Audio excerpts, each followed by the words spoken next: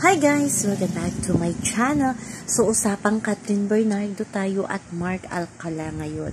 So, marami ang nakaspat na magkasama itong si Piolo Pascual, Catherine Bernardo at Mark Alcala. So, nakatakalikod lang pero parang gets na gets talaga na pag nakatalikod talaga parang si Catherine Bernardo talaga at si Mark Alcala yung nakaharap kay Piolo. Kasi yung nakaharap lang na makikita ang mukha ay si Piolo Pascual. Likod pa lang, sabi ng mga bashers ni Catherine, kilalang kilala na nila itong si Catherine Bernardo at si Mayor Mark Alcala.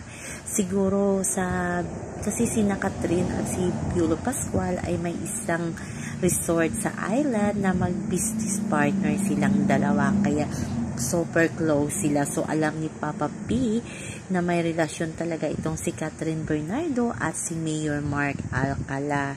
Grabe yung pagbabash ngayon kay Catherine. Siguro naging maingay na naman ang pangalan ni Catherine Bernardo kasi nga may teleserye siyang gagawin kasama ang nag-iisang James Reid.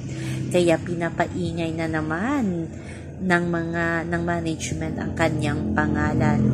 Bashing man yan, dala na yan sa pagpapaingay ng kanyang pangalan. Ayon niya sa mga bashers, parang nagpaparinig pa siya kina Isa Prisman at kay Kim Chu na kung boyfriend ng kaibigan niya ay ex ng kaibigan niya, hindi niya ito i-entertain or gagawing boyfriend kasi nga respeto na din daw sa kanyang kaibigan na naging girlfriend ng lalaki. Kahit ligawan pa daw siya ng lalaki, hindi niya ito ibo-boyfriend kasi nga respeto sa kanyang kaibigan. So wala namang masama sa mga sinabi ni Catherine Bernardo kasi yan ang kanyang paniniwala. Kung tutuusin, medyo totoo naman ang sinabi ni Catherine Bernardo dyan, diba? Pero sabi ng ibang basher niya na nakikipag-trend siya ngayon sa hate trend ni kay Kim Chu at kay Isa Prisman.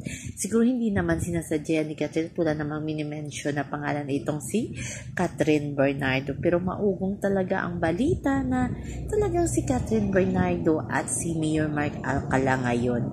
Siguro ang bashers ni Catherine ngayon, yung mga fans niya, lalo na yung Kat din fans niya na nagalit sa kanya kasi nga nakipagrelasyon daw si Catherine kay Mayor Mark. Wala tayong magagawa. Puso yan ni Catherine. Fans lang tayong lahat. Kaya maging happy na lang tayo kung happy itong si Catherine Bernardo, diba? Ang bait naman daw ni Catherine Bernardo ayon sa kanyang mga kaibigan. So na po guys ang ating update sa ngayon hanggang sa muli. Bye-bye. Always remember, wag po tayo